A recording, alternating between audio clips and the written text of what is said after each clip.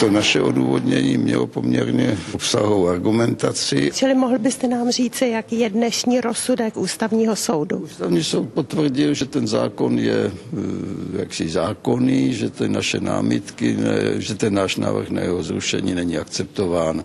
Takže já tady mohu jenom do budoucna dát občanům slib, že předpokládám, že po příštích volbách se politická skladba vládní koalice změní, že sociální demokracie bude ve vládě vedoucí složkou a že uděláme to, co jsme řekli, jakmile sociální demokracie se dostane k vládě, tak tento zákon zruším.